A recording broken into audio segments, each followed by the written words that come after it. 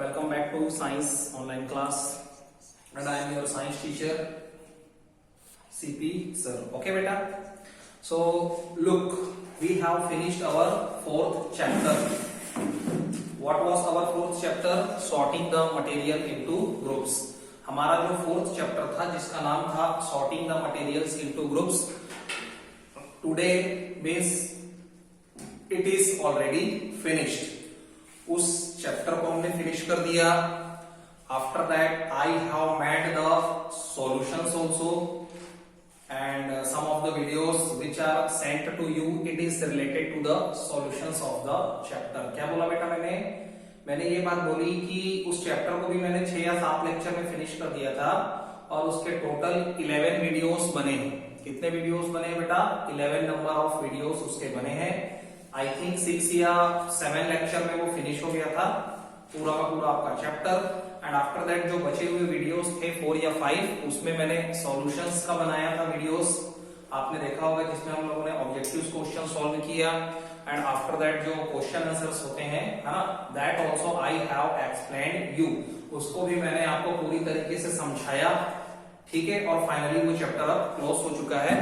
Very soon you will get the PDF also. आपको PDF भी मिल जाएगा so that you can complete your notebook, ताकि आप अपनी नोटबुक भी कंप्लीट कर सकें.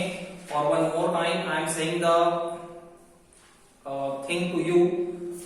What is the information for you? आपके लिए इंफॉर्मेशन ये है कि all the objectives you have to solve only at the book. Hindi में क्या कि जितने भी प्रकार के ऑब्जेक्टिव्स हैं वो केवल आपको बुक में ही फील करना है. If you are comfortable with pen, so you can do it with pen. Otherwise, you can do it with the pencil. अगर आप पेन के साथ कंफर्टेबल हैं तो आप पेन से फील करो, और अगर आप कंफर्टेबल नहीं हो तो you have to do it with the pencil. आप पेंसिल से फील कर सकते हैं. बुक वाली एक्सरसाइज को बुक में रखना.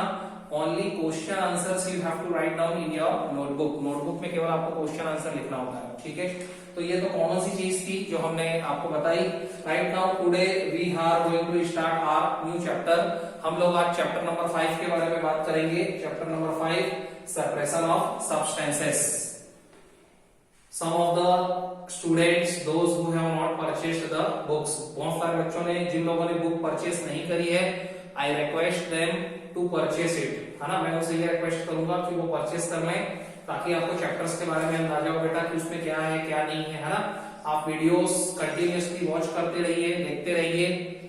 मैं गारंटी दे सकता हूं कि अगर आपने वीडियोस को ध्यान से देखा होगा तो आपको बहुत अच्छे तरीके से एक्सप्लेन किया गया है, समझाया गया है, बोर्ड से भी समझाया गया है. ठीक है.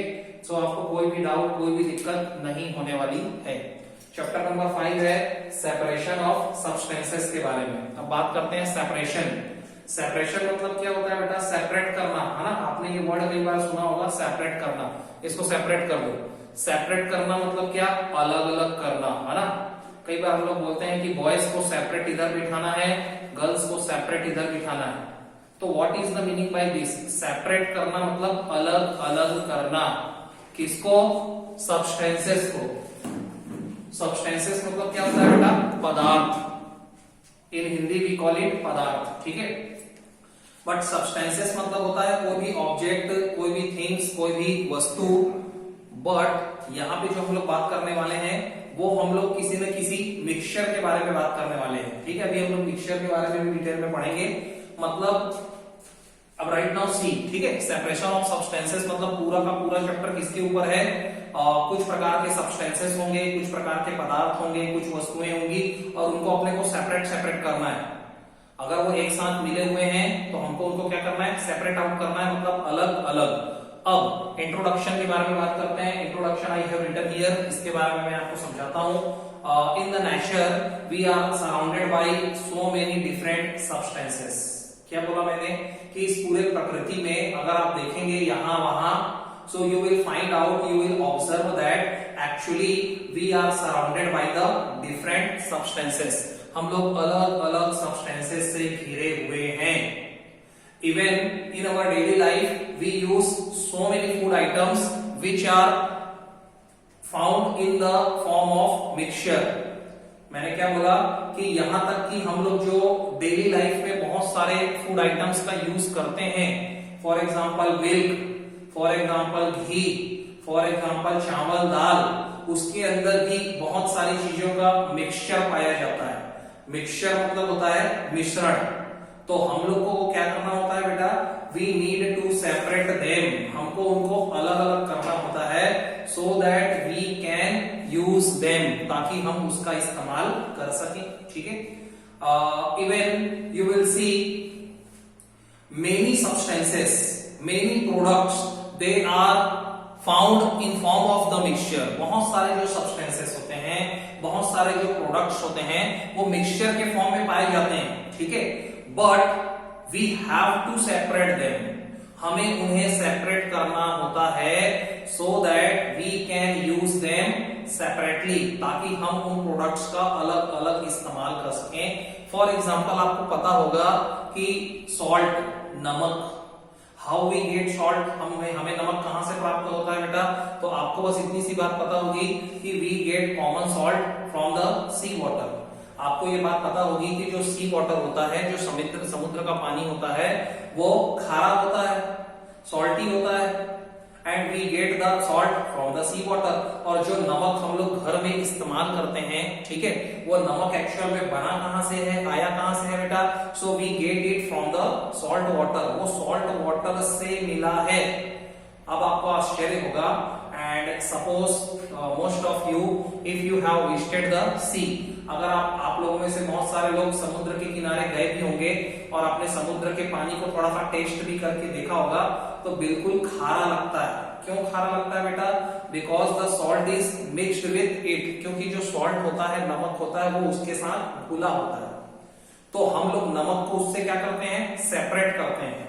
कैसे करते हैं, इस चैप्टर में हम लोग उसके बारे में बात करेंगे बाद में। ठीक है, तो सॉल्ट उसके अंदर मिक्स होता है, इसलिए उसका यूज नहीं कर पाते हैं, लेकिन बाद में जब उसको सुखा दिया जाता है उस पानी को, तो इवोपरेशन एक टेक्निक होता है, उसके बाद वाटर उसमें से भाप बन के उड़ जाता है बेटा, स्टीम में कन्वर्ट हो जाता है वाटर, और वो ऊपर चला जाता है ना, वेपोराइज हो जाता है, और बाद में अपने पास सॉल्ट बच जाता है। फिर उस सॉल्ट को क्या करते हैं हम लोग, फैक्ट्रीज में भेज देते हैं, फैक्ट्रीज वाले उसको और अच्छे तरीके से शुद्ध करते हैं, प्यूरिफाई करते हैं, अलग अलग मशीनों में डाल करके उसको और प्यूरिफाई किया जाता है, और बाद में जो शुद्ध नमक बचता है ना, और उसमें बाद में आयोडीन भी मिक्स किया जाता है, और बाद में उसकी पैकेजिंग की जाती है, उसको पैकेट में कन्वर्ट किया जाता है, उसके बाद वो मार्केट में आता है। लेकिन वो आया कहां से है, सी वाटर से ही आया है।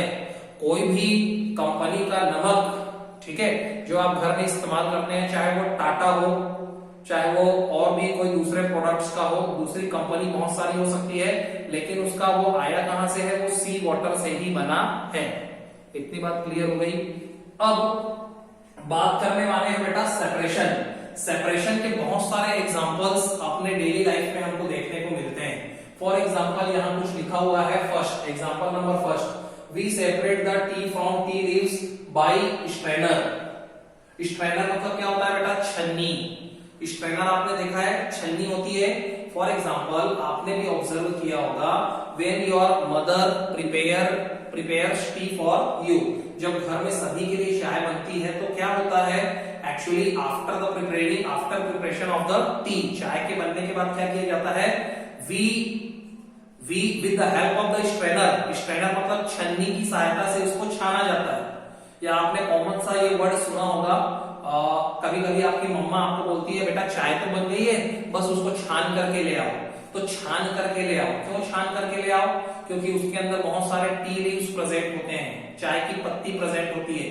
समटाइम्स वी ऐड जिंजर, कभी कभी हम लोग उसमें जिंजर भी ऐड कर देते हैं, तो अदरक के टुकड़े मौजूद होते हैं। कभी कभी हम लोग उसमें लौंग डाल देते हैं, कभी कभी हम लोग उसमें इलायची डाल देते हैं। तो ये सारे सॉलिड प्रोडक्ट्स होते हैं, वो किसके अंदर प्रेजेंट होते हैं बेटा, उस चाय के अंदर। और अपने को क्या चाहिए होता है, ओनली प्योर टी, हमको केवल चाय चाहिए होता है।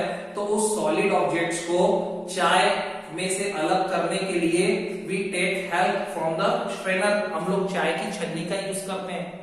और चाय की छन्नी जो स्ट्रेनर होती है, उसमें से चाय को क्या कराते हैं, पास कराते हैं। तो उसके अंदर एक वायर बेस होता है, प्लास्टिक से बना हुआ एक बारीक सा जाली होता है, देखा होगा आपने, नेट जैसा मटेरियल, और उसमें से केवल लिक्विड उसमें से केवल चाय पास होती है और वो किसमें चली जाती है, कप के अंदर, और उसमें चाय की पत्ती और जितने भी प्रकार के सॉलिड प्रोडक्ट्स होते हैं, चाहे वो अदरक के टुकड़े हो, चाहे वो चाय की पत्ती हो, वो क्या हो जाता है, छन जाता है और हमको प्योर टी मिल जाता है, फिर बाद में हम उसको पी लेते हैं। और ये आपने डेली आपने ऑब्जर्व किया होगा। इसी के लिए मैं दूसरा एग्जांपल देना चाहूं तो आपने देखा होगा जूस। कभी भी आप जूस घर में बनाइए, चाहे मार्केट में पीजिए, तो जनरली क्या होता है, आप बोलते हैं मौसम्बी का हमको जूस बना के दो। सो मौसम्बी का जूस जब बनता है तो उसके अंदर उसके बहुत सारे एक्स्ट्रा पार्टिकल्स भी होते हैं। उसका पल्प होता है, पल्प मतलब होता है गूदा। जो मौसम्बी होती है उसके छिलके, ठीक है, उसके बीज, सीड्स और उसके एक्स्ट्रा पार्टिकल्स जो होते हैं, है ना, वो भी उसके अंदर प्रेजेंट होते हैं। तो उसको क्या किया जाता है बेटा, एक बड़ी सी छन्नी होती है, लॉन्ग स्ट्रेनर होता है, और उसमें से छानने के बाद आपको वो जूस दिया जाता है, ताकि जितने भी सॉलिड प्रोडक्ट थे जो जूस में मिक्स थे उसको क्या कर दिया जाए, सेपरेट कर दिया जाए। तो ये भी एक एग्जांपल हो गया सेपरेशन का। मतलब कोई भी सॉलिड ऑब्जेक्ट जो कि लिक्विड ऑब्जेक्ट में घुला हुआ नहीं है, डिसॉल्व नहीं है, उसको सेपरेट हमने कैसे किया, with the help of the strainer. Strainer या छन्नी की सहायता से किया, ठीक है।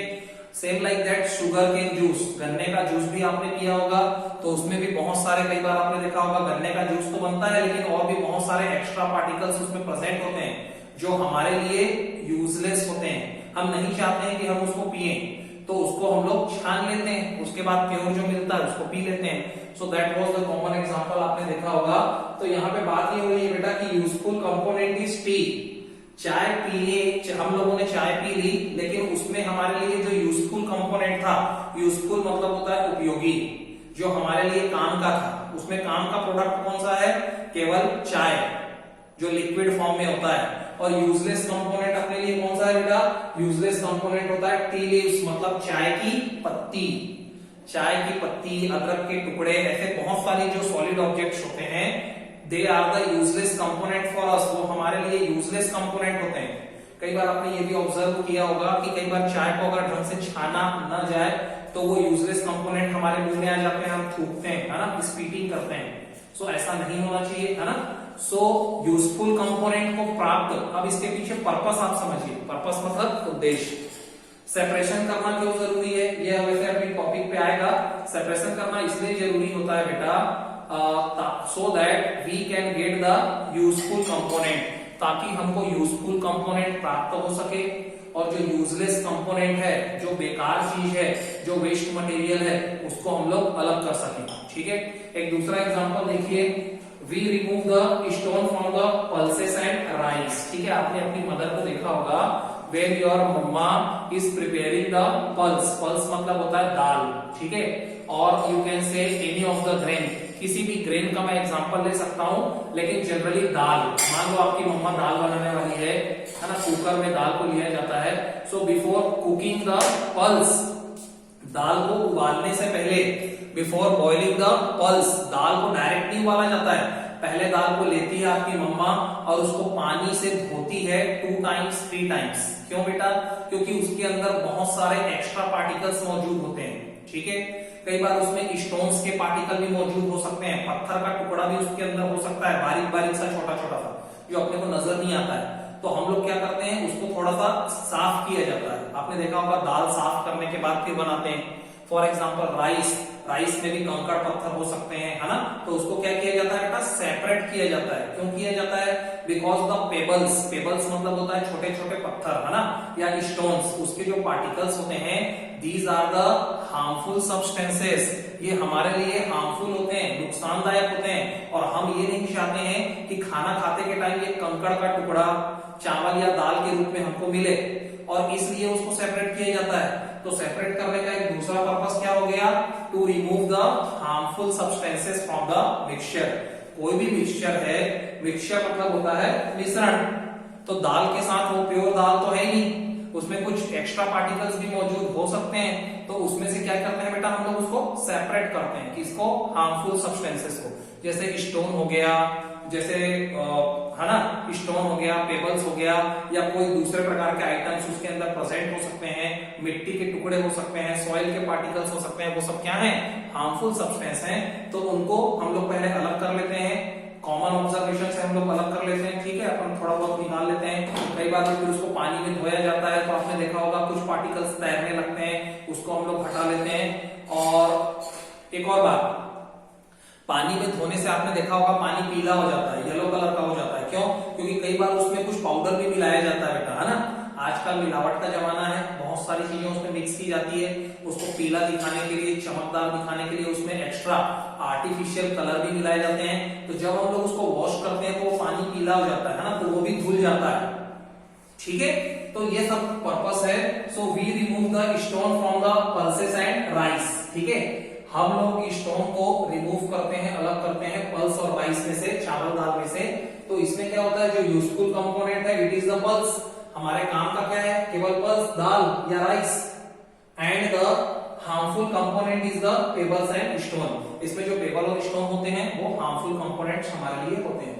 अब नेक्स्ट टॉपिक में बात करते हैं need for the separation of substances. Need मतलब होता है बेटा जरूरत, नीड मतलब होता है जरूरत, need for the separation of substances. अब यहाँ पे ये बात होती है कि सेपरेशन ऑफ सब्सटेंस तो हम लोग करते हैं, लेकिन इसकी जरूरत क्या है? तो इसकी जरूरत इसलिए है because it is very necessary first to obtain the useful component. मैंने आपको 2-3 एग्जांपल दे करके बताया, to obtain the useful component. Separation इसलिए किया जाता है because we want some useful component, हमको एक यूजफुल कंपोनेंट की जरूरत होती है। जब हम लोग चाय बनाते हैं तो उसमें यूजफुल कंपोनेंट चाय होता है लिक्विड फॉर्म में। जब हम लोग जूस पीते हैं तो वहां पे लिक्विड फॉर्म में जो जूस पीते हैं वो हमारे लिए यूजफुल कंपोनेंट होता है। और इसी तरीके से जब हम लोग चावल या दाल या कुछ भी चीज बनाते हैं तो उसमें से स्टोन या पेपर्स को हम लोग अलग करते हैं बेटा, तो उसमें चावल या दाल जो होता है, अनाज जो होता है, ग्रेन्स जो होता है, it is the useful component for us. दूसरा point, to remove the harmful component. Harmful मतलब होता है नुकसानदायक। आपने देखा होगा अगर चावल दाल में से कंकड़ पत्थर को अलग न किया जाए तो वो कंकड़ और पत्थर हमारी बॉडी के अंदर जा सकता है और हमारे लिए क्या हो सकता है, डेंजरस हो सकता है, तो वो हार्मफुल कंपोनेंट है। कई बार आपने देखा होगा कीड़े मकोड़े, चावल में क्या होता है, मॉइस्चर लग जाता है तो कीड़े पड़ जाते हैं, है ना। तो बेटा वो कीड़ा अपने लिए हार्मफुल कंपोनेंट है ना, तो हम उसको अलग करेंगे कि नहीं करेंगे? बिल्कुल करेंगे। उसमें जब आप पानी डालोगे तो कीड़े तैरने लग जाते हैं, ऊपर आ जाते हैं, फिर हम उसको बाहर निकालते हैं। इसी प्रकार से उसमें कुछ बारीक बारीक छिलका भी हो सकता है ना। तो किसी भी प्रकार का जो हार्मफुल कंपोनेंट है वो हमारे प्रोडक्ट में नहीं होना चाहिए, तो हम उसको to remove the harmful component, harmful component को रिमूव करना भी एक उद्देश्य हो सकता है। थर्ड क्या हो सकता है, to get the pure substance from a mixture. तीसरा पॉइंट क्या होता है बेटा, to get the pure substance from a mixture. Mixture में से जो प्योर कंपोनेंट होता है, जो प्योर प्रोडक्ट होता है, उसको प्राप्त करना भी हमारा एक उद्देश्य हो सकता है। So to get the pure substance from a mixture. Mixture में से प्योर कंपोनेंट को ऑब्टेन करने के लिए, पाने के लिए भी हम लोग सेपरेशन करते हैं। For example pure substance, for example sea water. Sea water में क्या प्रेजेंट होता है बेटा, नमक, जिसको हम लोग सॉल्ट बोलते हैं, वो हमारे लिए क्या है, प्योर सब्सटेंस। तो उसको पाने के लिए हम लोग क्या करेंगे, उसको सेपरेशन करेंगे, किसी भी टेक्निक का यूज करेंगे और बाद में हमको क्या मिल जाएगा बेटा, सॉल्ट मिल जाएगा। इसी प्रकार से और भी बहुत सारी चीजें हैं दैट वी विल सी। अब देखो नेक्स्ट देखो, no substance in the nature is 100% pure. मतलब नेचर मतलब प्रकृति, इस पूरी दुनिया में, इस प्रकृति में कोई भी सब्सटेंस क्यों ना हो वो 100% प्योर नहीं है।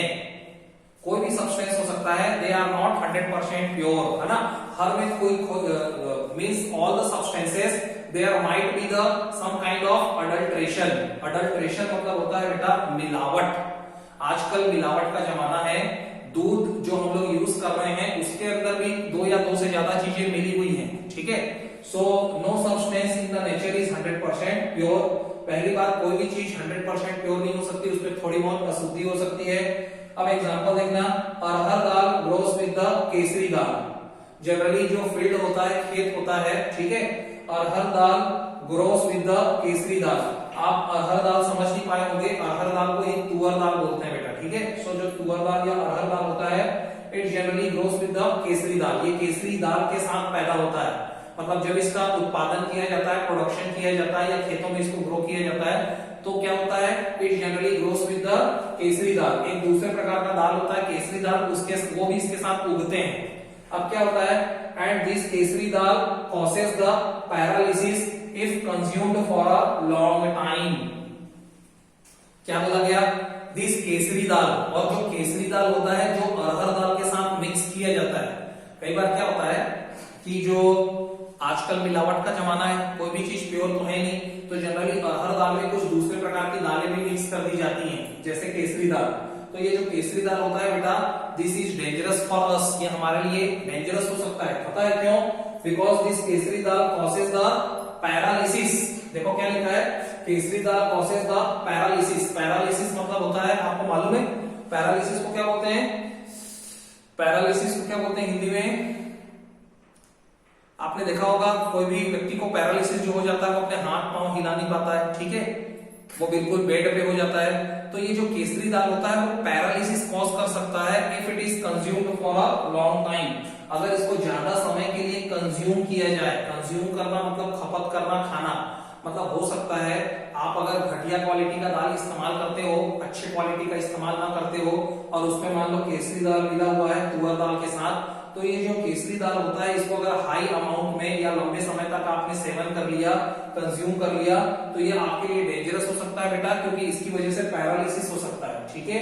नेक्स्ट देखो मस्टर्ड ऑयल। मस्टर्ड ऑयल मतलब होता है सरसों का तेल, ठीक है। खाने में भी कुछ लोग खाने में भी इसको यूज करते हैं, है ना, बिहार साइड, और जहां पे भी मस्टर्ड की बहुत ज्यादा प्रोडक्शन होती है, पैदावार होती है, वहां पे मस्टर्ड या सरसों के तेल को भी यूज किया जाता है।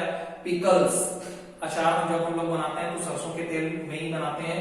सो मस्टर्ड ऑयल में कंटेन द आर्गिनोन ऑयल। जो सरसों का तेल होता है उसके साथ ये आर्गिनोन ऑयल इसको मिलाया जाता है बेटा, ठीक है। तो उसकी वजह से क्या होता है, which can cause the nervous disorder. Nervous मतलब होता है दिमाग, है ना, हमारे दिमाग की जो नसें होती हैं उसको नर्वस सिस्टम बोलते हैं। सो नर्वस डिसऑर्डर, डिसऑर्डर मतलब किसी न किसी प्रकार की डिसऑर्डर, मतलब कोई ना कोई प्रकार की बीमारी। सो मस्टर्ड ऑयल के साथ जो आर्गुमेन, ठीक है, एर्गिमेन, ठीक है, क्या लिखा है, आर्गिमोन ऑयल, सरसों के तेल के साथ ये आर्गिमोन का ऑयल मिलाया जाता है, और ये आर्गिमोन का ऑयल होता है, it is very dangerous for us. क्यों, क्योंकि ये नर्वस डिसऑर्डर कॉज कर सकता है, हमारे दिमाग में कई प्रकार की दिमागी बीमारियां अपने को हो सकती है। Same like that milk is adulterated with the pond water. Adulteration का मतलब मैंने आपको बता दिया, मिलावट।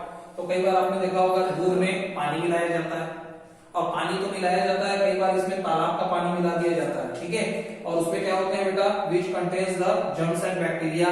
तालाब के पानी में बहुत सारे जर्म्स और बैक्टीरिया होते हैं, है ना। अगर मान लो कोई दूध वाला नदी या तालाब का पानी उसमें मिला रहा है, सो रिवर या पॉन्ड के वाटर में बहुत सारे जर्म्स और बैक्टीरिया हो सकते हैं, and they are very very dangerous for our body, और उसकी वजह से हमको बहुत सारी बीमारियां हो सकती हैं। तो ये एडल्ट्रेशन का जमाना है, कुछ चीजों में कुछ चीजें मिला करके बेची जाती है, और इसलिए भी सेपरेशन करना बहुत जरूरी है। हमको केयरफुली इनको ऑब्जर्व करना चाहिए, वॉच करना चाहिए, और उसको सेपरेट करना चाहिए। नेक्स्ट देखो मिक्सचर क्या होता है। हम लोगों ने जितने भी चीजों के बारे में बात करी वो सब मिक्सचर से रिलेटेड थे। तो एक्चुअल में मिक्सचर होता क्या है, मिक्सचर क्या होता है बेटा, डेफिनेशन देखो, व्हेन टू और मोर एलिमेंट्स, जब दो या दो से ज्यादा एलिमेंट्स मतलब होता है तत्व, है ना। अभी आप एलिमेंट्स के को कैसे समझाऊं मैं आपको, एलिमेंट्स मतलब एक से ज्यादा प्रकार के पदार्थ, एक से ज्यादा प्रकार के जो एलिमेंट्स होते हैं जब वो आपस में मिक्स हो जाते हैं, एंड कंपाउंड्स, या फिर वो कंपाउंड भी हो सकते हैं, ठीक है, are mix together. When two और मोर एलिमेंट, जब दो या दो से ज्यादा एलिमेंट्स का मतलब होता है तत्व, एंड कंपाउंड्स, या फिर वो कंपाउंड भी हो सकते हैं, दे आर मिक्स टुगेदर, उनको मिला दिया जाता है, not in a fixed ratio, not in a fixed ratio, लेकिन उनका रेशियो फिक्स नहीं होता है। सो इस प्रकार की चीज को हम लोग बोलते हैं मिक्सचर। एक कॉमन सा एग्जांपल दे रहा हूं, हम आपने नमकीन खाया होगा मार्केट में, तो आपने देखा होगा उसके अंदर पोहे भी होता है, ठीक है, पोहा भी होता है, उसके अंदर ग्राउंडनट मूंगफली के दाने भी होते हैं। उसके अंदर सेव भी होता है, उसके अंदर चने की दाल भी होती है, उसके अंदर आपने देखा होगा मसूर की दाल भी होती है, ठीक है, जिसको दाल मोठ कहते हैं। तो एक्चुअल में 3-4 अलग अलग प्रकार की चीजों को मिला करके बनता है, उसको हम लोग क्या बोलते हैं, mixture. Same like that mixture क्या होता है बेटा, व्हेन 2 और मोर एलिमेंट्स। अब ये केमिस्ट्री की भाषा में है, इसको आप अभी मत समझो। मतलब जब 2 या 2 से ज्यादा सब्सटेंसेस को, पदार्थों को मिक्स कर दिया जाता है, not in a fixed ratio, लेकिन उसका कोई रेशियो नहीं होता है, ठीक है, कितना भी मिक्स कर सकते हैं, ज्यादा से ज्यादा, कम से कम। So such mixture, such thing is called the mixture, ठीक है। व्हेन 2 और मोर एलिमेंट्स, जब 2 या 2 से ज्यादा elements and the compounds they are mixed not in fixed ratio, जब उनको किसी भी फिक्स्ड रेशियो में न होकर के मिला दिया जाता है, so it is called the mixture. Example देखो, sand and water, sand and water, ठीक है, सैंड और वाटर, रेत और पानी का मिश्रण हो सकता है, शुगर एंड वाटर, ठीक है, शक्कर और वाटर का मिक्सचर हो सकता है। अब in the next lecture we will talk about the types of mixture, हम लोग टाइप्स ऑफ मिक्सचर के बारे में पढ़ेंगे कि कौन कौन से प्रकार के मिक्सचर होते हैं, ठीक है बेटा।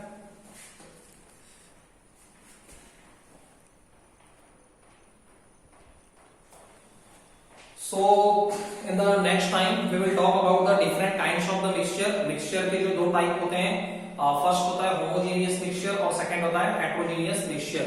Actually there are 2 kinds of mixture, mixture के 2 टाइप्स ही पाए जाते हैं। फर्स्ट होता है होमोजेनियस, नाम अच्छे से याद कर लेना, और सेकंड होता है हेटेरोजेनियस। इसके बारे में डिटेल में हम लोग स्टडी करेंगे, इसकी प्रॉपर्टीज क्या होती है, इसके डेफिनेशंस क्या होते हैं, इसके एग्जांपल क्या होते हैं, और ये बहुत ही इंपॉर्टेंट क्वेश्चन होता है, difference between homogeneous and heterogeneous mixture. इसको आप हायर क्लास में भी और अच्छे से पढ़ोगे बेटा। And after that we will talk about the different separation techniques. बहुत सारी सेपरेशन टेक्निक्स होती हैं, 9-10 के आसपास हैं, उसके बारे में हम लोग बात करेंगे। Some daily life examples also we will see. Till then all the best, thank you so much.